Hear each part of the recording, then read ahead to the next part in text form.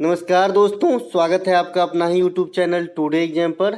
दोस्तों, जैसा कि जिनका भी एसएससी एमटीएस का एग्ज़ाम फेज 2 में है, जो जून के अंदर होने वाली है, उनके लिए एमटीएस की प्रैक्टिस सेट की वीडियो चलाई जा रही है। इसके तहत ये अगली वीडियो आप लोगों के लिए, तो जिनका भी एग्ज़ाम बाकी है वो सभी बातों को ध्यान से सुनेंगे और एक्स्ट्रा फैक्ट को कवर करेंगे। और इससे पहले जो सीजीएल की प्रैक्टिस सेट की वीडियो हमने अपलोड करा है करीब 1 बजे के करीब, तो उसे भी आपको वॉच करना है। सीजीएल की जो है लगातार सीरीज चलाई जाएगी जब तक एग्जाम स्टार्ट नहीं हो जाती, जैसे कि हमने एमटीएस में चलाया था। सेम हम सीजीएल में भी प्रयास ऐसे ही करेंगे कि जैसे एमटीएस में मैंने आपका फ़ायदा करा के दिया, सेम सीजीएल में भी हो, है ना। तो जो बच्चे आने वाले समय में कोई सा भी एग्जाम देना है, उनको भी वो सिर्फ सीजीएल के नाम से भागना नहीं है, देखना है, फायदा ही करेगा, घाटा नहीं करेगा। तो चलिए दोस्तों, शुरू कर लेते हैं आज का ये वीडियो जो एमटीएस बेस्ड है। ठीक है, मेघालय के प्रमुख त्योहार बांग्ला महोत्सव। सबसे पहले ये बांग्ला महोत्सव कहाँ मनाया जाता है, तो आपका आंसर होता है जी ये मेघालय में मनाया जाता है बांग्ला महोत्सव। ठीक है, तो ये जो बांग्ला महोत्सव है कौन से जनजाति के लोगों के द्वारा मनाया जाता है, तो ये गारो जनजाति के द्वारा मनाया जाता है आपका बांग्ला महोत्सव। अब मेघालय में जो दो और जनजाति हैं है तो बहुत, लेकिन जो 3 फेमस है उनमें कौन कौन है, एक तो गारो हैं, एक आपका खासी है ना, और एक आपका जयंतिया है, जयंतिया है ना, जयंतिया। तो ये तीनों ही जनजाति हैं मेघालय के प्रमुख, है ना। और ये तीनों पहाड़ी के भी नाम है ना, पहाड़ी के भी नाम है, जनजाति के भी नाम है।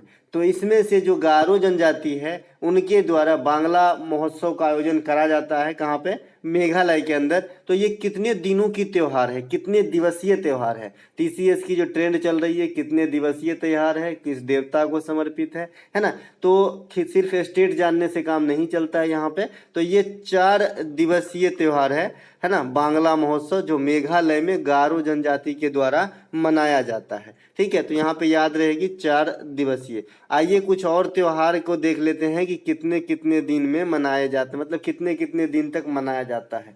जैसा अपना नवरात्रि, दुर्गा पूजा, दशमी, ये तो आप जानते ही हैं कि कितने दिन तक मनाई जाती है। ठीक है, अब देखिए जो ये वाला त्योहार अभी हमने दिखाया, बांग्ला त्योहार, बांग्ला महोत्सव, इसमें भगवान सूर्य की ही आराधना होती है। हमने सूर्य वाला कितना बताया है, अगर आपको ध्यान हो, हमने पोंगल बताया है कि इसमें भी सूर्य भगवान की पूजा होती है। मकर संक्रांति बताया है, इसमें भी सूर्य भगवान की पूजा होती है। छठ पर्व बिहार, इसमें भी सूर्य भगवान की पूजा होती है। और बांग्ला महोत्सव मेघालय, इसमें भी सूर्य भगवान की पूजा होती है। तो ये चारों भी जो है सूर्य भगवान से संबंधित है, ध्यान रखिएगा। केरल की प्रमुख त्योहार जो है ओणम, ओणम जो है ये केरल में 10 दिनों तक मनाई जाती है ना। एक बच्चे ओणम और पोंगल में हमेशा कंफ्यूज रहते हैं, उनके लिए भैया पोंगल 4 दिन मनाई जाती है और ओणम 10 दिन मनाई जाती है। यहाँ से जो है एक गांठ मान लीजिए तो आपको याद रहेगा कि जो बहुत ज़्यादा दिन तक मनाया जाता है वो केरल में है, जो कम दिन तक मनाया जाता है वो तमिलनाडु में है। क्योंकि पोंगल तमिलनाडु का त्यौहार है और आपका जो ओणम है ये केरला का त्यौहार है। तो ओणम जो है कितने दिन मनाते हैं, 10 दिन, और पोंगल कितने दिन हो गए, 4 दिन हो गए। यहाँ से अभी तक आपने क्या क्या सीखा हमारे इतने कहने पे, है ना। यहाँ से आपने सीखा कि मेघालय की एक त्यौहार होता है बांग्ला महोत्सव, जो गारो जनजाति के द्वारा मनाया जाता है। मेघालय में 3 प्रमुख जनजाति गारो, खासी और जयंतिया होती है। ये जनजाति के साथ साथ जो है पहाड़ियाँ भी है ना। इसके अलावा एक चीज़ और जोड़ लीजिएगा, मानिसराम जो मेघालय में है, यहाँ सबसे अधिक वर्षा होती है मेघालय के अंदर, है ना, जो है सबसे अधिक वर्षा होती है। पहले चेरापूंजी में हुआ करता था, अभी मेघालय के अंदर ही होता है, लेकिन मासिनराम में। ठीक है, अब ये बांग्ला महोत्सव कितने दिन तक चलती है, 4 दिनों तक चलती है। इसके अलावा 4 दिन तक चलने वाली त्योहार कौन कौन सा हमने बता रखा है, एक तो भैया पोंगल बता रखा है, ये भी 4 दिन चलती है। छठ पूजा ये भी 4 दिन चलती है। मेदराम जात्रा त्योहार जो तेलंगाना में होती है ये भी 4 दिन तक चलती है। तो ये सब 4 दिनमा त्योहार है, तो इसे भी ध्यान रखेंगे। इसके अलावा जो बांग्ला महोत्सव है इसमें किस भगवान की पूजा होती है, सूर्य भगवान की पूजा होती है। अभी हमने बताया कि सूर्य भगवान की पूजा और किस किस त्योहार में होती है, तो पोंगल में होती है। इसके अलावा मकर संक्रांति में होता है। मकर संक्रांति किसी एक पार्टिकुलर जगह का त्योहार नहीं है, ये आपका यूपी, बिहार, मध्य प्रदेश, दिल्ली, राजस्थान क्षेत्र इत्यादि में हो सकते हैं। ठीक है, पोंगल में सूर्य भगवान की पूजा, मकर संक्रांति में सूर्य भगवान की पूजा, बांग्ला महोत्सव में सूर्य भगवान की पूजा है ना। तो ये सब जो है सूर्य भगवान की पूजा वाला जो है आपका त्योहार है, ठीक है। इसके अलावा छठ पूजा तो भूल ही गए भैया, छठ पूजा तो ध्यान रखिए, है ना। इसके अलावा केरल की प्रमुख त्योहार ओणम कितने दिन तक मनाई जाती है? 10 दिन तक मनाई जाती है। नागालैंड की एक त्योहार हॉर्नबिल है, जिसे त्योहारों का त्योहार भी कहा जाता है, और ये नागालैंड की राजकीय पक्षी का नाम भी है हॉर्नबिल, ठीक है। तो ये भी आपका 10 दिनों तक मनाया जाता है, 1 से 10 दिसंबर के बीच में मनाया जाता है पर वर्ष, है ना। इसके अलावा ये जो मैंने अभी अभी बताया था कि 4 दिनवा त्योहार कौन कौन सा है, तो पोंगल है तमिलनाडु का, छठ पूजा है बिहार का, मेदराम जात्रा मेला है तेलंगाना का। ये सब जो है 4 दिनों वाली त्योहार है। और आपने अभी इस क्वेश्चन का बेस था बांग्ला महोत्सव मेघालय, ये भी 4 दिनों की ये त्योहार होती है। देखिए यहाँ पे आपका जो जात्रा मेला है, यहाँ से मैंने 2-3 चीज सिखा रखा है कि एग्जामिनर आपको कितना भी कंफ्यूज करने की कोशिश करे, आपको कंफ्यूज नहीं होना। देखिए जात्रा मेला से 3-4 तरीके से त्योहार आता, मतलब प्रश्न आते हैं कि कहाँ का है। तो एक तो सीधा सीधा जात्रा आता है जी, तो जात्रा अगर पूछा गया तो ये पश्चिम बंगाल आंसर करके आइए। मेदराम जात्रा कहा तो तेलंगाना आंसर करके आइए। धनु जात्रा कहा तो उड़ीसा आंसर करके आइए। भगवान जगन्नाथ रथ यात्रा कहे तो भी उड़ीसा आंसर करके आइए। तो इस प्रकार से आपने देखा कि भाई यात्रा वाले जो शब्द हैं उनसे 4 प्रश्न आपके एग्जाम में आते हैं, ठीक है। यहाँ पे हमने 1-2 मिनट एक्स्ट्रा लिया है, आशा करते हैं कि यहाँ पे 8-10 क्वेश्चन की आंसर आपको मिला होगा, खास करके त्योहार वाला, है ना। इसके अलावा प्रोटोजोआ से होने वाला रोग कौन कौन सा है? देखिए पेचिस है, मलेरिया है, ये सब प्रोटोजोआ से है, लेकिन आज तक सिर्फ मलेरिया ही पूछे जाते हैं। इसकी प्रोटोजोआ का डायरेक्ट नाम आपको दे के पूछा जाएगा, प्लाज्मोडियम नामक प्रोटोजोआ से आपका जो है मलेरिया नामक बीमारी होती है। मलेरिया क्या होती है ये सभी लोग जानते हैं, आजकल तो कॉमन हो गया है ना। तो ये जो है मलेरिया प्लाज्मोडियम नामक परजीवी या प्रोटोजोआ से होने वाला बीमारी है। एड्स जो है, ये पोलियो जो है, ये वायरस से होने वाला है। आम सर्दी जुकाम जो है, जो साधारण सर्दी जुकाम जो है, ये भी आपका वायरस से ही होता है। कोरोना इसका नाना था, है ना। इसके अलावा टिटनेस ये जीवाणु से होता है। एक बीमारी का नाम है लौकजा जो बीमारी है ये टिटनेस का ही अगला रूप है ना। टिटनेस कैसे होता है ये आप सभी जानते हैं, कोई चीज वगैरह जब चुभ कट जाता है हम टिटनेस का इंजेक्शन लेने जाते हैं, इससे बचाव हेतु। तो ये जीवाणु से फैलने वाले रोग हैं। अब जीवाणु और विषाणु के खोजकर्ता कौन है, ये भी किसी कोने में रखें तो ज्यादा बेटर है। विषाणु के खोजकर्ता दोस्तों इवान वस्की, और जो बैक्टीरिया हैं इनके खोज जो है ल्यूवेनहॉक है। कौन है? ल्यूवेनहॉक है, ठीक है। ल्यूवेनहॉक जो है सबसे पहले जीवित कोशिका की खोज करा था, तो ये बात भी आपको ध्यान रखना है, जीवित सेल का खोज जो है ल्यूवेनहॉक ने करा था। अगला जो हमारा प्रश्न है, टीडीएस में टी का फुल फॉर्म क्या होता है? जो आदमी टैक्स पे करते हैं, है ना, जो आदमी टैक्स पे करते हैं। तो एक फर्म नंबर 16 है ना, फर्म नंबर जो है 16 आपको जो है किसी भी सरकारी महकमा या प्राइवेट महकमा में भी दिया जाता है। अगर आप टैक्स पेयर के स्लैब में आ जाते हैं तो उसमें आपका सारा डिटेल रहता है कि आपने कितना कमाया और कितना जमा किया। क्योंकि आप जानते हैं कि जो बीमा है ये आपका जो है जो जमा होता है तो इसमें से घट जाता है, इस पे टैक्स नहीं लगते जैसे आपने। लेकिन एक चीज रखा गया है कि जैसे सरकारी कर्मचारी जो है 1.5 लाख रुपया तक अपनी सेविंग जो है दिखा सकता है। अगर कोई आदमी मान लीजिए कि 8 लाख पे टैक्स है ना, और उन्होंने 1.5 लाख दिखा दिया और 8 लाख इनकम भी था तो 6.5 हुआ तो टैक्स फ्री हो जाता है। आप समझ रहे हैं मैं क्या बता रहा हूँ, है ना। तो इसमें जो टीडीएस होता है, टीडीएस फॉर्म आता है, उसमें जो टी का मतलब है ये टैक्स ही है ना, ठीक है। टी का मतलब यहाँ पे पूछ रखा है। चंबल किसकी सहायक नदी है ना। चंबल जो है ये आपकी यमुना की सहायक नदी है। और यमुना किसकी सहायक नदी है? तो ये गंगा की सबसे बड़ी सहायक नदी है ना, गंगा की जो है सबसे बड़ी सहायक नदी है। अच्छा, गंगा की सेकेंड भी सहायक नदी है कि भाई गंगा की सबसे बड़ी हो गया जमुना, तो दूसरी सबसे बड़ी सहायक नदी कौन सी है? तो सोन नदी है। और गंगा नदी तंत्र को मैंने आपको समझा दिया है, एक नहीं 25 बार, वो भी 1 से 1.5 मिनट के अंदर, है ना, कि कहाँ से निकलती है, कहाँ क्या कहलाती है, कहाँ कौन कौन सी नदी आके मिलती है, ठीक है। इसके अलावा चंबल नदी है ना, जानापौ मध्य प्रदेश से निकलती है। ये चंबल के बारे में बेसिक क्वेश्चन है, तो इसके बारे में और एडिशनल जानकारी कि भैया ये जो निकलती है ये मध्य प्रदेश के जानापौ से निकलती है चंबल, ठीक है। इसके अलावा सिंगापुर बैडमिंटन ओपन चैंपियनशिप 2022 में महिला एकल के विजेता कौन है ना। तो जो Singapore badminton open championship ladies में जीती है ये पीवी सिंधु जीती है। किसे हरा के जीती है? तो चाइनीज खिलाड़ी चाइनीज खिलाड़ी वांग जी नाम है उसका, है ना, चाइनीज खिलाड़ी वांग जी नाम है, उसी को हरा के जो है इन्होंने जो है सिंगापुर ओपन का खिताब जीत लिया है ना, बैडमिंटन में। ठीक है, पीवी सिंधु लगातार 2 ओलंपिक में 2 पदक जीतने वाली प्रथम महिला है, ये तो आप भी जानते हैं। इसके अलावा ओलंपिक में प्रथम महिला जिन्होंने पदक प्राप्त किया था ये कर्णो मल्लेश्वरी हैं। इन्होंने सिडनी ओलंपिक में वेट लिफ्टिंग के अंदर कांस्य पदक प्राप्त किया था, है ना। और अभिनव अभिनव जो बिंद्रा जो है ये व्यक्तिगत रूप से प्रथम गोल्ड जीतने वाले प्रथम व्यक्ति है। नीरज चोपड़ा जो है व्यक्तिगत रूप से गोल्ड जीतने वाले सेकेंड पर्सन है ना।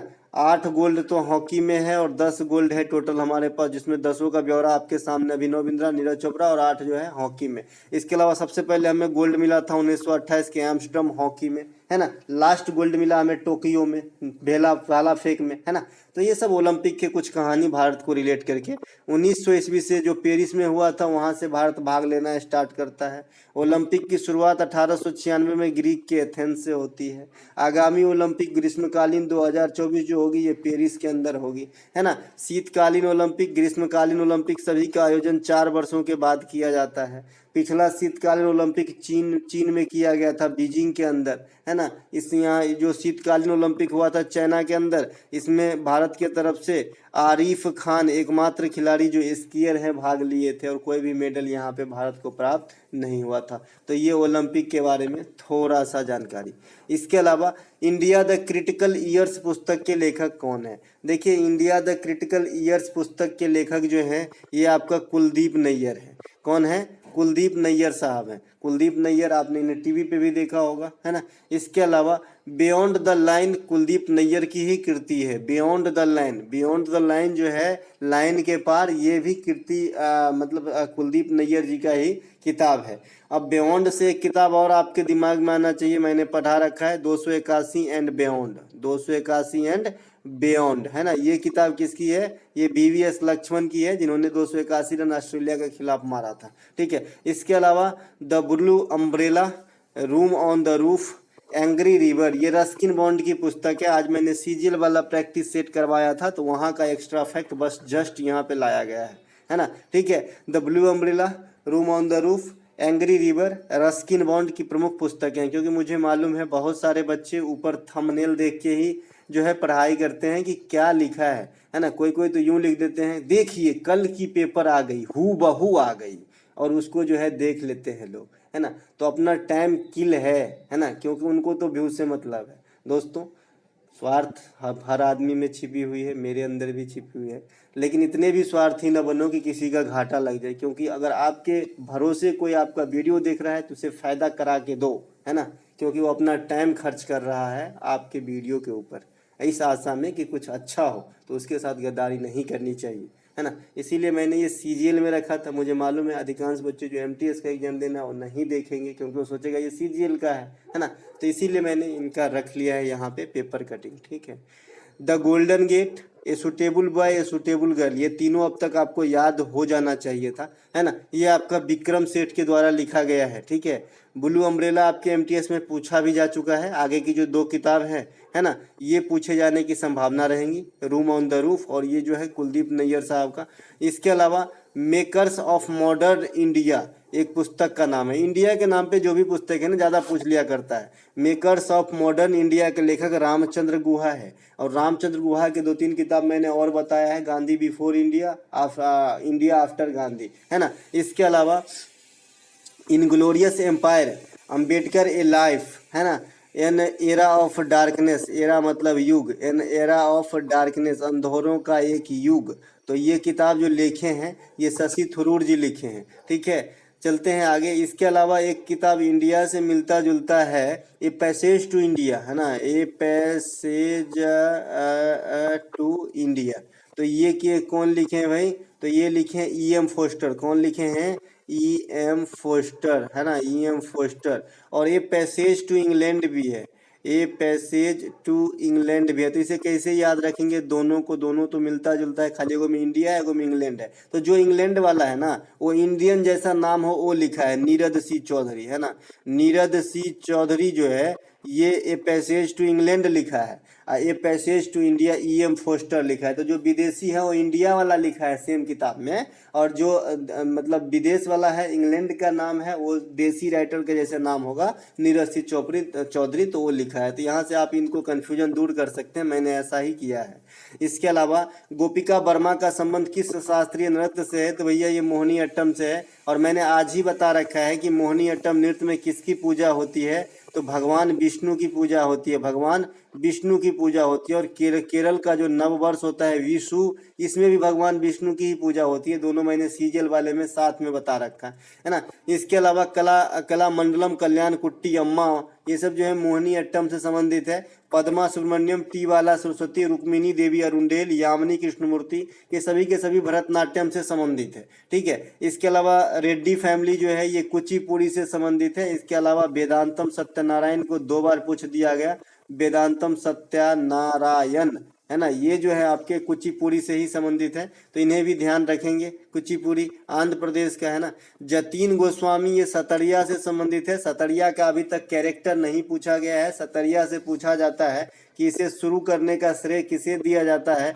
तो ये शंकर देव को दिया जाता है ना। ये भक्ति आंदोलन से प्रेरित थे, तो ये बात भी ध्यान रखेंगे। इसके अलावा बिरजू महाराज, ये कथक से संबंधित है। बिरजू महाराज का घराना बहुत पूछा जाता है, तो ये लखनऊ घराने से संबंधित थे, है ना। लखनऊ घराने से बिरजू महाराज का ओरिजिनल नाम ब्रजमोहन मिश्रा था, और पिछले साल 2022 के अंदर इनका निधन हो गया। इसके अलावा जो भी महाराज सरनेम है लगभग मैंने कथक से बताया है, और अगर इंस्ट्रूमेंट की बात कर रहा है एग्जामिनर और महाराज सरनेम भी है तो आप तबला के साथ जाएंगे। अगर याद नहीं है, आपको तुक्का खेलना है तो अच्छा तुक्का लग जाएगा, 99-90% से ज़्यादा प्रायोरिटी सही होने की रहेगी। झावेरी बहन जो है ये मणिपुरी नृत्य से संबंधित है ना। साथ में आपका जो कथक में एक चीज़ और हमेशा याद रखें, सितारा देवी। सितारा देवी को इसलिए पूछा जाता है क्योंकि जब इनको पुरस्कार दे रहा था तो इन्होंने एक बार डिनाई किया था, इससे हाईलाइटेड हो गई थी, है ना। सितारा देवी को काफ़ी पूछा जाता है। झावेरी बहन ये मणिपुरी से संबंधित है, दर्शना, नयना, सुवर्णा। इसके अलावा जो भी सिंह सरनेम रहेगा लगभग जो है आपके मणिपुरी नृत्य से ही संबंधित है। मणिपुरी नृत्य में भगवान कृष्ण और राधा रानी की जो है प्रेम प्रसंग को दर्शाया जाता है। अभी मणिपुरी नृत्य से क्वेश्चन आपके MTS में आया कि मणिपुरी नृत्य संबंधित है, नीचे दिया गया था उपासना से, भक्ति से, मतलब ऐसा कुछ 4 गो ऑप्शन दिया गया था, तो आपका भक्ति आंसर हो जाएगा, है ना, क्योंकि इसमें किसी न किसी रूप में भगवान जी की जो है भक्ति की जाती है। अगला हमारा प्रश्न है, कांग्रेस के किस अधिवेशन में गरम दल और नरम दल में बंट गया था? देखिए, कांग्रेस के जो अधिवेशन है उसे नहीं भूलना चाहिए, फ्री में नंबर देके जाते हैं आपको, ठीक है। तो कांग्रेस की जो नरम दल और गरम दल में है, ये आपके 1907 में सूरत अधिवेशन में बट गए थे, विभाजन हो गई थी, कांग्रेस जो है सेपरेट हो गए थे 2 पार्टियों में। और ये अध्यक्षता कौन संभाले थे? रास बिहारी घोष साहब संभाले थे, है ना। अब बात आती है ये दोनों जो अलग हुए तो फिर एक कब हुए, ये भी क्वेश्चन कई बार पूछा जाता है। तो ये आपका लखनऊ अधिवेशन 1916 में एक हो गया, और मैंने कल ही बताया था इसका अपना अलग अलग महत्व है, क्योंकि इसमें मुस्लिम लीग की काफ़ी हद तक मांगे को जो है कुछ जो है मांग को स्वीकार किया गया, यानी मुस्लिम लीग के हित में बात सब सुनी गई। इसके अलावा गरम दल और नरम दल ये दोनों भी एक जो हो गए, जो पहले अलग हो गए थे, है ना। गरम दल के नेता में से आपका एक नाम पूछा जाएगा कि भाई लाल वाल पाल में पाल कौन है ना। तो आपको तीनों का ध्यान जरूर रहना चाहिए। लाल में हो जाता है लाल बहादुर शास्त्री, नहीं, लाला लाजपत राय। मैं खुद इन दोनों में हमेशा जो है ना एक बार पहले ये हो जाता है कि लाल बहादुर शास्त्री होगा कि लाला लाजपत राय, तो लाला लाजपत राय होंगे। बिपिन चंद्र पाल और आपका जो है बाल गंगाधर तिलक, ये लाल बाल पाल के जो है तीनों फुल फॉर्म है ना। कांग्रेस के प्रथम अध्यक्ष जो कौन थे? तो ये थे आपका व्योमेश चंद्र बनर्जी। कब करते हैं? 1885 में। प्रथम अध्यक्षता कहाँ संभाले थे? बम्बई में जो एक कॉलेज है गोकुलदास तेजपाल संस्कृत विद्यालय, उसमें जो है प्रथम बैठक हुई थी। कांग्रेस की स्थापना की बात करेंगे तो 1885 में ही होता है, A.O. ह्यूम के द्वारा होता है। और इस समय अंग्रेज गवर्नर कौन थे अगर आपसे पूछा जाए तो डफरिन थे, लॉर्ड डफरिन। ऐसे लॉर्ड तो नहीं कहिए, डफरिन कहिए, ठीक है, वलिया डम्फा है ना। तो ये सब कांग्रेस की कुछ कहानी है। कांग्रेस की लाहौर अधिवेशन अपने आप में एक अलग इंपोर्टेंसी रखती है, जिसकी अध्यक्षता जवाहरलाल नेहरू ने किए थे। और ये कब होती है? 1929 में होती है, और इसमें स्वराज की मांग की गई थी, इसीलिए एक इनकी अलग इंपोर्टेंसी है। कांग्रेस के प्रथम अध्यक्ष, अंग्रेज अध्यक्ष की बात करेंगे कि अंग्रेज कौन थे जिन्होंने अध्यक्षता संभाले, तो जॉर्ज यूले, है ना, जॉर्ज यूले, इन्होंने जो है प्रथम अंग्रेज होने का साथ साथ जो है कांग्रेस की अध्यक्षता संभाले थे। कांग्रेस की प्रथम महिला अध्यक्ष एनी बेसेंट जो है 1917 में, है ना, अध्यक्षता संभाली थी। लेकिन कांग्रेस की प्रथम भारतीय महिला अध्यक्ष कहेंगे तो सरोजनी नायडू हो जाएगा 1925 में। देखिए दोस्तों, जो एनी बेसेंट है ये पूर्णतः भारतीय नहीं थे, आयरिश लेडी थे, ये आपको पता है। ये थियोसॉफिकल सोसाइटी से भी जुड़ी रही, है ना, होम रूल लीग से भी जुड़ी रही थी। इसके अलावा सजीवों के शरीर की रचनात्मक और क्रियात्मक इकाई को क्या कहते हैं, तो ये कोशिका कहते हैं। आप सभी जानते हैं सेल कहते हैं। कोशिका शब्द का प्रयोग सबसे पहले 1665 ईस्वी में रॉबर्ट हुक नामक वैज्ञानिक ने करा था, लेकिन सिर्फ करा था और सिर्फ डेड कोशिका को खोज पाया था। जो जीवित कोशिका की खोज करने का श्रेय है ये आपका ल्यूवेन हॉक को दिया जाता है। किडनी का क्रियात्मक इकाई जो है ये नेफ्रॉन है और तंत्रिका उत्तक की क्रियात्मक इकाई जो है न्यूरॉन है। इन दोनों भी पॉइंट को वीवीआई करके रखेंगे। उसी प्रकार से लिगामेंट और टेंडन को भी आपको भूलना नहीं है, है ना। अस्थि से अस्थि के जोड़ को लिगामेंट कहते हैं और अस्थि से मांसपेशियों को जोड़ को टेंडन कहते हैं, तो ये बात भी ध्यान रखना है। बोन टू बोन अगर जोड़ेंगे तो इसे लिगामेंट कहते हैं, एल कहते हैं, ठीक है। और बोन से अगर आपने पेशियों को जोड़ दिया, है ना, तो इसे कहते हैं भैया टेंडन, टेंडन, है ना। तो इन दोनों बातों को भी ध्यान रखना है, पूछ देता है ना। न्यूरॉन और नेफ्रॉन भी पूछता है। कोशिका का पावर हाउस मेट्रोकॉन्ड्रिया को कहा जाता है। आत्महत्या की थैली लाइसोसोम को कहा जाता है। चलते हैं आगे। अगला जो हमारा प्रश्न है, चोल वंश के संस्थापक कौन थे? भैया विजयालय थे। कल मैंने हिस्ट्री का पार्ट 1 आप लोगों को प्रोवाइड करा दिया था। एक आध दिन में पार्ट 2 भी प्रोवाइड करा दूंगा। थोड़ा समय की पाबंदी चल रही है, इसीलिए वीडियो के टाइमिंग में भी आप उथल पुथल देख रहे हैं। फिर भी जैसे ही टाइम मिलता है वैसे ही जो है हाजिर है आपके लिए, है ना। तो एक दो दिन में जो है आपको हिस्ट्री का भी जो पार्ट 2 बच गया है ना, जिसमें आपका मॉडर्न हिस्ट्री खास करके बच गया, तो वो जो है आपको मैं प्रोवाइड करा दूंगा इसी प्रकार से जैसे पहले वाले वीडियो कराया था। लेकिन आप लोग शेयर वेयर कर दिया करो ताकि दूसरे तक भी पहुंच जाए, दूसरे को भी फायदा पहुंच जाए, है ना। प्रथम राजधानी जो चोल वंश की थी ये उड़ियर थे। बाद में इसे तंजाउर जो तमिलनाडु में है वहाँ पे ले जाया गया। प्रतापी राजा जो था राजराज प्रथम थे। राजा प्रथम ने बृहदेश्वर मंदिर, जिसे राजराजेश्वर मंदिर, जो तंजौर तमिलनाडु में स्थित है, तो इनका निर्माण करवाया था। चोल शासक जो है ये आपका राष्ट्रकूट शासक को भी मतलब पराजित किया था। और चोल शासक जो है नेवी पावर के लिए प्रसिद्ध थे, तो ये बात भी ध्यान रखना चाहिए। एक चीज और ध्यान रखना, ये डायरेक्ट पूछा जाता है, खास करके जो राज्य सरकार के एसआई वगैरह की एग्जाम होती है ना, उसमें ये डायरेक्ट क्वेश्चन आता है कि चोल शासक, किस चोल शासक को गंगोई कोंड कहा जाता है। मैंने कल बताया है, तो राजेंद्र प्रथम को जो है गंगोई कोंड कहा जाता है, ठीक है। इसके अलावा भीमबेटका का गुफा कहाँ पे है? कल मैंने आपको बाघ का गुफा बताया था, आज मैं आपको भीमबेटका गुफा बताऊंगा। भीमबेटका गुफा जो है ये मध्य प्रदेश में है। बाघ की गुफा भी मध्य प्रदेश में है। बाघ की गुफा भी मध्य प्रदेश में है। बराबर की गुफा बिहार में है। अजंता, एलोरा, एलिफेंटा, ये तीनों महाराष्ट्र के अंदर हैं, है ना। इसके अलावा एलिफेंटा पास के बारे में मैंने बात कर लिया है, वो आपका कहाँ पे है? श्रीलंका के अंदर है एलिफेंटा पास, है ना। पास से कहने का मतलब दर्रा टाइप से, है ना, तो वो आपका श्रीलंका में। जितना बात मैंने मौखिक रूप से करा उतने आपके ध्यान में होने चाहिए। साथ ही साथ धमेक स्तूप कहाँ पर है? तो ये उत्तर प्रदेश के बनारस में है धमेक स्तूप। इसके अलावा भरहूत स्तूप किससे संबंधित है ना। तो ये सब कुछ बातें हैं जो आपको ध्यान रखनी चाहिए, क्योंकि एग्जामिनर यहाँ से क्वेश्चन लाते हैं। सांची का स्तूप, है ना, कंदरिया महादेव मंदिर, ये सब जो है मध्य प्रदेश की विशेष आकर्षण का केंद्र है। जिसमें सांची का स्तूप का निर्माण मौर्य सम्राट अशोक ने करवाया था। कंदरिया महादेव मंदिर का निर्माण जो है चंदेल शासकों ने करवाया था, क्योंकि ये जो है खजुराहो मंदिर के अंदर ही स्थित है, ठीक है। इसके अलावा मध्य प्रदेश की कुछ और आकर्षण जैसे मांडू महोत्सव, माच नृत्य, मटकी नृत्य, ये सब मध्य प्रदेश के प्रमुख नृत्यों में से हैं, तो इसे भी ध्यान रखेंगे, ठीक है। इसके अलावा भीमबेटका का गुफा यूनेस्को में शामिल है। भैया भीमबेटका का गुफा जो है ये यूनेस्को में शामिल है ना। खेलो इंडिया यूथ गेम 2023 का आयोजन, जो खेलो इंडिया यूथ गेम का फिफ्थ संस्करण था, तो ये आपका कहाँ पे मतलब कराया गया? तो ये आपका मध्य प्रदेश के अंदर कराया गया था। तो ये बात भी ध्यान रखेंगे। इसके अलावा यहाँ पे सबसे अधिक पदक जो है महाराष्ट्र ने जीता और विजेता बना है, तो ये बात भी ध्यान रखेंगे। खेलो इंडिया यूथ गेम पुराना नहीं हुआ है, आपके लिए एग्जाम में आएंगे, ठीक है। मध्य प्रदेश के वर्तमान में जो मुख्यमंत्री है शिवराज सिंह चौहान है। आज मैंने शैवाल की बात करा था, तो आपको फिर से शैवाल से रूबरू कराऊं, है ना। भूरा ब्राउन शैवाल किस वर्ग में आता है, मैंने इससे पहले भी बता रखा है इसे। which class does brown algae belongs to, है ना। देखिए यहाँ पे बिलोंग्स होना चाहिए, ठीक है, बिलोंग्स टू, ठीक है। तो ये आपका थियोफाइडा, है ना, फियोफाइडा कह सकते हैं, फियोफाइटा कह सकते हैं, या फियोफाइसी कुल के हैं। देखिए अभी 2-4 दिन पहले जब लास्ट डेट में आपका 19 तारीख को शायद एग्जाम था, उसके थर्ड शिफ्ट या सेकेंड शिफ्ट में आपसे पूछा गया था कि रेड अलगी को क्या कहा जाता है, तो उसे रोडोफाइटा कहा जाता है। और ये जो आपका ब्राउन अलगी है इसे आपका क्या कहा जाता है, फियोफाइटा कहा जाता है। और आपसे हरा अलगी का नाम नहीं पूछेगा अंग्रेजी, मतलब ऐसे कि किस कुल में आता है, इसे क्या कहते हैं, क्योंकि वो जानते ही हैं कि वो पत्ते का रंग ही हरा होता है, और हरा लगा ही दिया तो आप क्लोरो लगा ही दोगे, ठीक है। इसके अलावा जो लाल शैवाल है ये आपका रोडोफाइसी डिवीजन में, और भूरा शैवाल जो है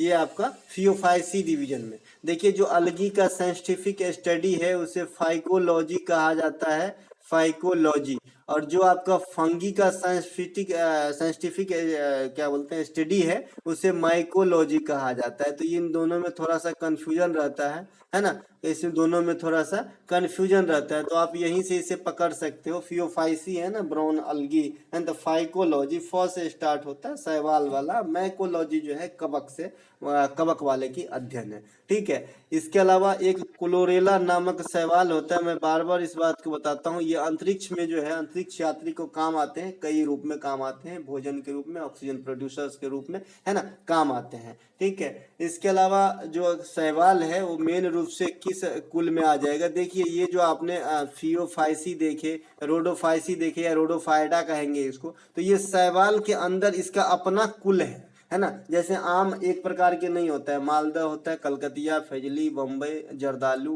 है ना, लाल गुलाब खास, है ना, उसी प्रकार से ये शैवाल के अपने अंदर की प्रकार के ये प्रकार है कि भाई लाल को क्या कहेंगे, भूरा को क्या कहेंगे, हरा को क्या कहेंगे, है ना। लेकिन ये जो समग्र शैवाल है ना, ये किस ग्रुप में आएगा, अगर ऐसे नहीं समझे तो ऐसे ही समझिए, जैसे इंसान सभी एक ही है, फिर यहाँ पे एक ग्रुप है कि भाई तू फला समुदाय के हैं, तू चिल्ला समुदाय के हैं, वैसे तो ये शैवाल जो है जनरली थैलोफाइटा ग्रुप में आ जाता है ना, थैलोफाइटा। थैलोफाइटा में शैवाल के साथ साथ कवक भी आ जाती है, और कवक के साथ साथ जो बैक्टीरिया है ये भी काफी हद तक आ जाती है, लेकिन संपूर्ण बैक्टीरिया नहीं आ पाता है, ठीक है। चलते हैं आगे, ये था हमारा थोड़ा सा शैवाल के ऊपर डिस्कशन। शैवाल आप सभी ने देखा है गांव घर में हैंड पाइप के, जहाँ पर हैंड पाइप रहता है हमारा, वहां भी हरा हरा काई जो लग जाता है वो भी शैवाल है। तालाब वगैरह के जो पक्का होते हैं जिसपे हम नहाते हैं वो भी काई है, और समुद्र के नीचे तो इसकी पूरी दुनिया ही होती है, ठीक है। चलते हैं आगे। पादपों में राइबोसोम कहाँ पाया जाता है, देखिए पादपों में राइबोसोम जो है ये हरित लवक और क्लोरोप्लास्ट में पाया जाता है ना। इसके अलावा हरित लवक के कारण पेड़ पौधे जो है प्रकाश संश्लेषण कर पाते हैं। प्रकाश संश्लेषण में क्या क्या नीड होती है मैंने बता रखा है, सूर्य की प्रकाश, कार्बन डाइऑक्साइड और क्लोरोफिल, है ना। इन तीनों के अभाव में इनमें से कोई भी एक की अनुपस्थिति रहेगा तो प्रकाश संश्लेषण नहीं होगा। जिसमें सबसे ज्यादा नीड, जहाँ से ऊर्जा की प्राप्ति होती है पेड़ पौधे को, तो वो है सूर्य की प्रकाश। इसीलिए प्रकाश संश्लेषण जो है रात में तो बिल्कुल संभव नहीं है ना, ठीक है। इस प्रक्रिया में जो पेड़ पौधे सांस लेते हैं वो पत्ता से लेते हैं, इस प्रक्रिया में नहीं, पेड़ पौधे आजीवन सांस जो है पत्ते से ही लेते हैं, स्टोमेटा एक छिद्र होता है वहां से, है ना। जंतु जगत में राइबोसोम को प्रोटीन की फैक्ट्री कहा जाता है, तो ये बात भी ध्यान रखेंगे। क्लोरोप्लास्ट को पौधों का रसोई घर कहा जाता है, जो उनके प्रकाश संश्लेषण के लिए आवश्यकता है, तो ये रसोई घर है भाई, है ना। पेड़ पौधे में कोशिका के में जो है सेल वाल पाई जाती है, ये इसकी जो है विशेषता है ना, प्रॉपर्टीज है। और सेल वाल किसके बने होते हैं मैंने आपको बता रखा है, सेलुलेज के बने होते हैं, तो ये बात भी ध्यान रखेंगे। अब जो मैं आपको एक दिन बता रहा था भाई ल्यूकोप्लास्ट, है ना, ल्यूकोप्लास्ट, क्रोमोप्लास्ट, है ना, तो ये सब क्या होती है, ये सब चीज एक ही नहीं होती है कि एक ही में मिला दी, है ना। पेड़ पौधे में जो हरित लवक के अलावा होता है ये ल्यूकोप्लास्ट तथा वर्णी लवक क्रोमोप्लास्ट होता है। अब ल्यूकोप्लास्ट के कारण क्या होता है और क्रोमोप्लास्ट के कारण क्या होता है, और जो क्लोरोफिल आपने देखा हरित लवक, उनके कारण क्या होता है। तो हरित लवक को तो आप समझ चुके, क्लोरोफिल के कारण जो है प्रकाश संश्लेषण होती है और पौधों जो है हरा रह सकता है, यानी हरा भाग के लिए उत्तरदायी कौन है, हरित लवक है। तो ल्यूकोप्लास्ट किसके लिए उत्तरदायी है, तो ल्यूकोप्लास्ट जो है ये पौधों को जो भूमिगत तना वगैरह हो जाता है, यानी जो ब्राउन भाग होते हैं उनके लिए उत्तरदायी है। जो तना हो गया है ना, जड़ हो गया जो जमीन के नीचे है, तो इसमें जो है ये कलर प्रदान करता है ल्यूकोप्लास्ट। और पौधे के जो रंगीन भाग होते हैं जैसे फूल, बीज इत्यादि जो होते हैं ये क्रोमोप्लास्ट, और जो प्रकाश संश्लेषण में मदद करते हैं वो हरित लवक है ना, क्लोरोप्लास्ट। तो तीनों को जो है अच्छे से समझना है, क्योंकि एग्जाम में यहाँ से अगर क्वेश्चन आता है तो बच्चे सीधे क्लोरोप्लास्ट को मारेगा और भाग जाएगा, बोलेगा इससे रिश्ता है, इन दोनों से तो रिश्ता ही नहीं हमारा, इनको क्या टोकना है ना, लेकिन गलती हो जाएगा। इसीलिए जानिए जो पेड़ पौधे के भूरा वाला भाग होता है वहाँ पे कौन काम आता है भैया, तो यहाँ पे ल्यूकोप्लास्ट काम होता है ना, जो भूमिगत तना वगैरह होते हैं, जैसे आपने बरगद के पेड़ वगैरह को देखा होगा है ना। इसके अलावा जो रंगीन भाग होते हैं पेड़ पौधे में उसके लिए क्रोमोप्लास्ट काम आता है, और प्रकाश संश्लेषण के लिए जो है क्लोरोप्लास्ट काम आता है। इसके अलावा संविधान के किस भाग में निर्वाचन आयोग से संबंधित प्रावधान किए गए हैं, तो भाग 15 में किया गया है निर्वाचन आयोग से, और 324 से 329 जो है निर्वाचन आयोग की जो है आर्टिकल्स हैं, जिसमें इनके प्रॉपर्टीज के बारे में बताया गया है। निर्वाचन आयोग किस प्रकार की निकाय भैया, संवैधानिक निकाय है। क्या मैंने संवैधानिक निकाय किसे कहते हैं, और असंवैधानिक निकाय या परामर्शदात्री संस्था या फिर सलाहकारी संस्था या फिर वैधानिक संस्था किसे कहते हैं, ये मैंने आपको कल ही बताया था। जिसका भी जिक्र आपके संविधान में आर्टिकल से फॉर्मुलेट किया गया है या फिर उनके लिए कोई प्रावधान किए गए हैं तो संवैधानिक हो जाता है। जिसका जिक्र नहीं है, ये ऐसे ही संचालित हो रहा है, वो जो है आपका सलाहकारी संस्था है। जैसे आपका नीति आयोग भी सलाहकारी संस्था है, इसका जो है संविधान के अंदर कोई भी आर्टिकल वगैरह की फंक्शन नहीं है, फिर भी है तो सही, तो ये सलाहकारी संस्था हो गया। ठीक है, तो ये ध्यान रखेंगे। भारत के मुख्य चुनाव आयुक्त जो प्रथम बार बने थे ये सुकुमार सेन है, और वर्तमान में जो चुनाव आयुक्त हैं ये आपका राजीव कुमार है, तो ये ध्यान आपको रखना है। ठीक है, इसके अलावा मुख्य चुनाव आयुक्त का दर्जा जो है सर्वोच्च न्यायालय के मुख्य न्यायाधीश के समतुल्य होती है, तो इन्हें भी छोटा, ये भी आले अधिकारी है भाई, है ना। इसके अलावा जो आपका मुख्य चुनाव आयुक्त का कार्यकाल होता है ये 6 से 65 वर्ष तक के लिए होता है, और जो अन्य चुनाव आयुक्त होते हैं जो मतलब मुख्य चुनाव आयुक्त के अलावे होते हैं ये 6 से 62 वर्ष के बीच में जो है इनकी सेवा की अवधि होती है। ठीक है, इसके अलावा चुनाव आयुक्त तथा मुख्य चुनाव आयुक्त की नियुक्ति कौन करते हैं, तो प्रेसिडेंट साहब करते हैं, है ना। इसके अलावा राजीव कुमार वर्तमान में बताई गई। यूएस ओपन 2022 के विजेता कौन है, ये भी क्वेश्चन आने वाले शिफ्ट के लिए, पुराना नहीं हुआ आपके लिए। तो कॉर्लेस अल्कारेज और ईगा स्वीटेक महिला में, और कॉर्लेस अल्कारेज जो है पुरुष में जो है आपका ऑस्ट्रेलिया माफ कीजिएगा यूएसए ओपन 2022 के टेनिस के जो है विजेता है। ठीक है, आपको मैं एक बात और बता रखा था कि भाई जो टेनिस के जो है अलग अलग जो आपके मैदान में खेले जाते हैं, ये बात जरूर ध्यान रखें, स्टैटिक्स फॉर्म से क्वेश्चन बन जाती है। और एक चीज और याद रखें, यहाँ तक कि ये भी क्वेश्चन पूछा गया कि निम्नलिखित ग्रैंड स्लैम टूर्नामेंट में सबसे नवीन टूर्नामेंट कौन है, यानी सबसे बाद में किसकी स्थापना किया गया,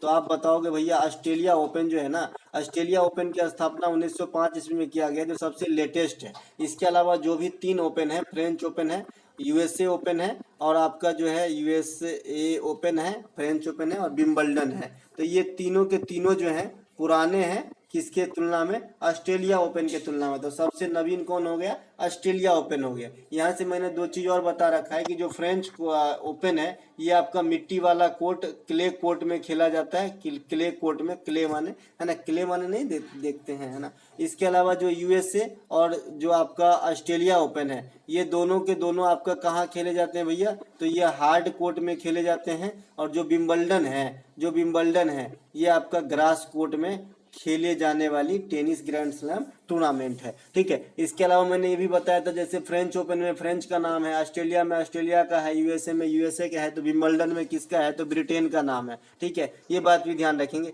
किस राज्य को पहले कलिंग के नाम से जाना जाता था, तो ये आपका जो है ओडिशा को पहले कलिंग के नाम से जाना जाता था, तो ये बात भी ध्यान रखेंगे। आज भी ओडिशा के तट को कलिंग तट कहते हैं, आज भी ओडिशा में कलिंग पुरस्कार दिया जाता है। देखिए एक कलिंग सम्मान जो है आपका यूनेस्को भी देता है, और एक कलिंग सम्मान जो है आपका उड़ीसा के सरकार भी देते हैं। हाथी गुम्फा अभिलेख जो है ये कलिंग नरेश खारवेल से संबंधित है, जो इंडिया की सबसे पुराना अभिलेख भी मानी जाती है। कलिंग युद्ध जो है मौर्य साम्राज्य अशोक ने लड़ा था 261 बीसी में। आपसे मैंने कल ही बताया है, जो क्वेश्चन एग्जामिनर कहाँ अंदर से लाता है, कि अशोक ने अपने राज्याभिषेक के कितने साल बाद जो है कलिंग युद्ध में भाग लिए थे, तो आप कहोगे 8वें वर्ष बाद, 8 वर्ष बाद, है ना। 200 ये कितने हैं 61 ना, और 269 में जो है इन्होंने राज्याभिषेक करवाया था। चूंकि ये बीसी है इसीलिए ज्यादा वाला जो है वो पहले होता है और कम वाला जो है वो बाद का समय होता है, ठीक है। ओडिशा के तट के जो है क्या कहते हैं भैया, उत्कल तट कहते हैं, है ना, और कलिंग तट भी कह देते हैं।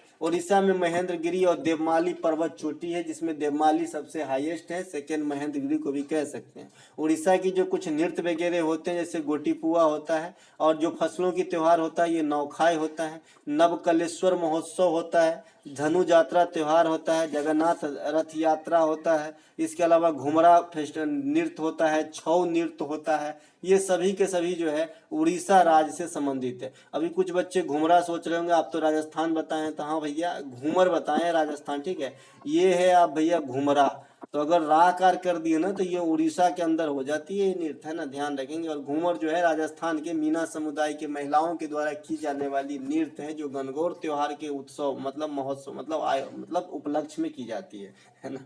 अगला जो प्रश्न है, नवरोज त्योहार शुरू करने का श्रेय किसे दिया जाता है, तो ये बलबन को दिया जाता है। बलबन कौन थे भाई, दिल्ली सल्तनत के शासक थे, मैंने कल बता रखा हिस्ट्री के अंदर लाइन बाय लाइन, है ना।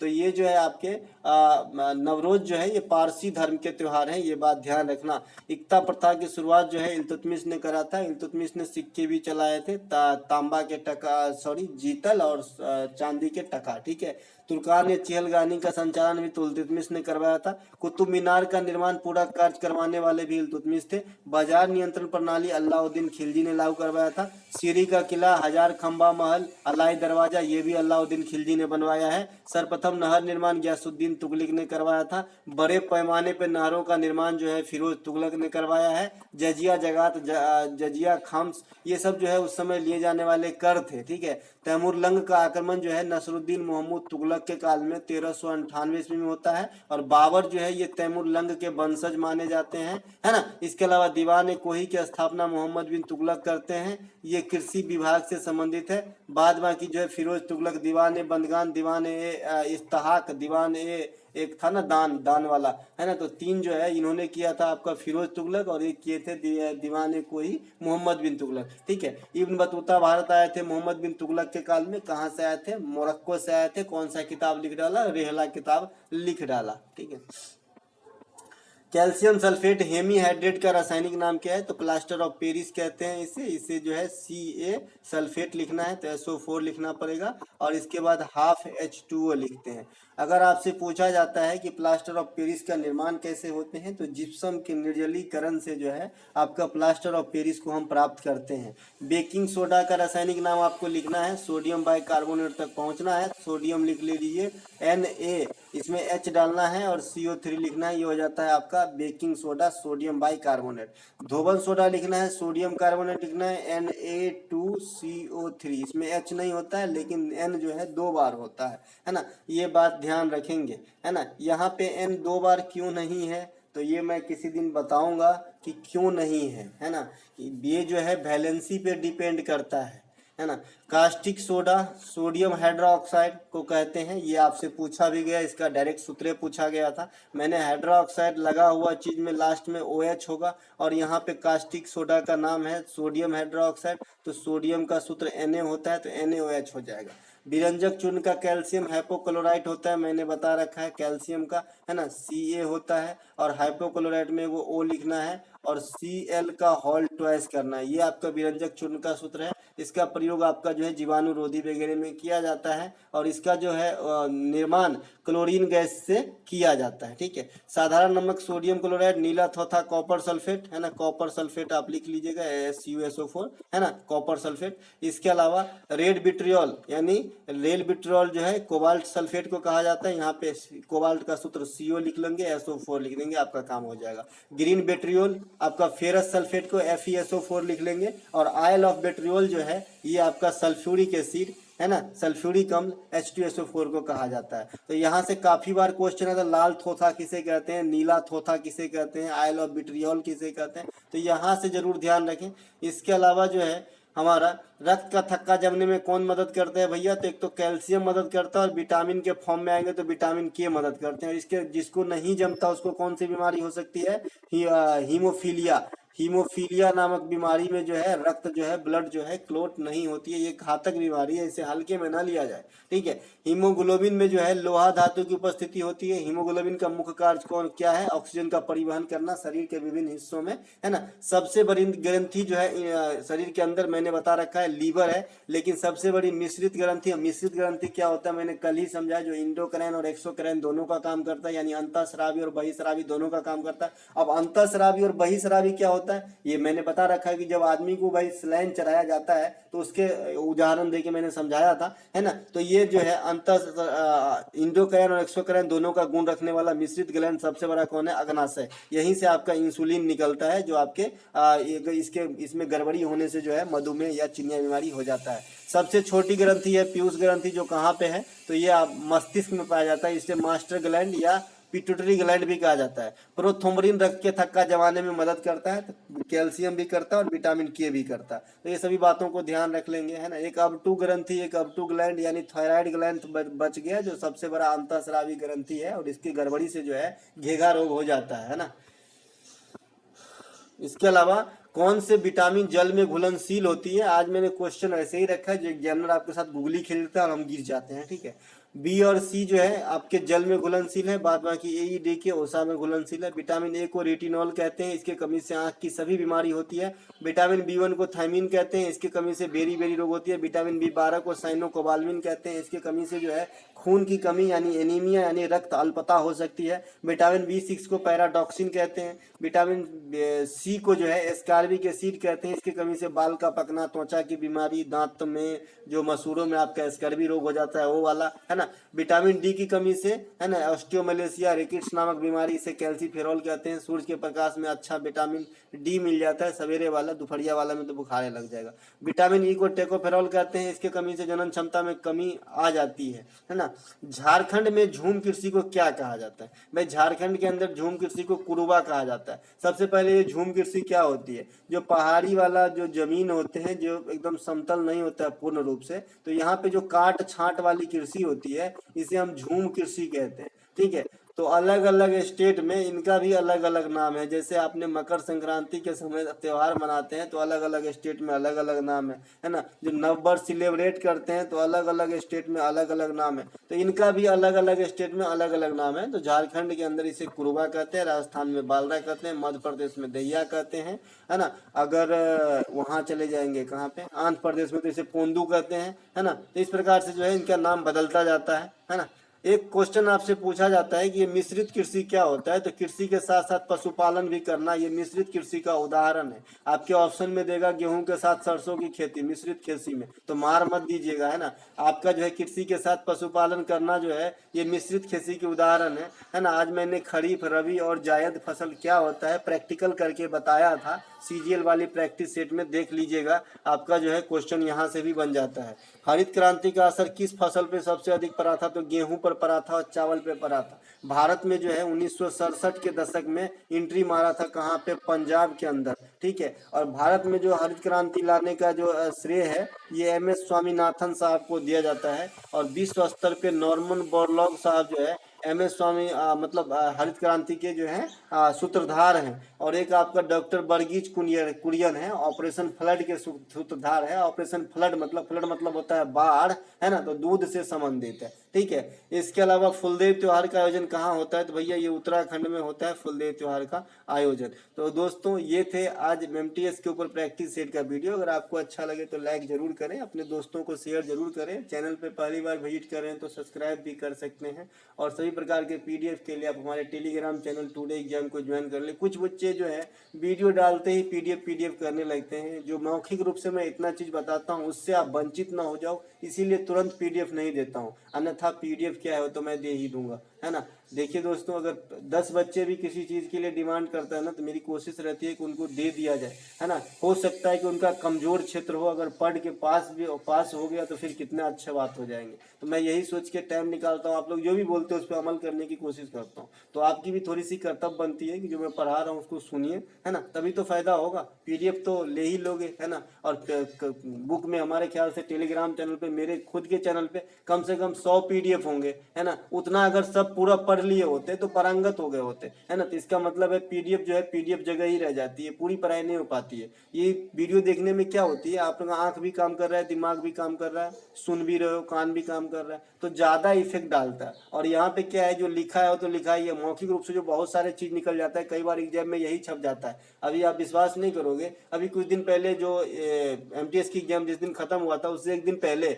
मैंने ऐसे ही बात कर रहा था कि भाई सिंचाई से एक क्वेश्चन आया था। अब मुझे पता नहीं था कि सिंचाई से क्वेश्चन क्या आया था, लेकिन मैंने ये बताया कि मैं जब गाँव घर जाता हूँ तो मध्य प्रदेश के जो बड़े बड़े प्लॉट रहते हैं, खेत रहते हैं, उसमें जो है एक फव्वारा टाइप से सिंचाई होता है, इसे फला सिंचाई कहते हैं, है ना, जिसमें पानी की बचत होती है और फसल के जो है फायदा भी ज्यादा हो जाता है। एक बच्चे ने शाम को कमेंट किया कि सर ये भी क्वेश्चन पूछा गया था, तो बताइए, है ना। तो यहाँ पे आपको फायदा ही होगा, यहाँ पे कोई घाटा पढ़ाई के अलावा तो मैं कोई बात करता नहीं है, तो आप भी जानते हैं। चलिए दोस्तों, मिलेंगे अगले वीडियो में। जय हिंद।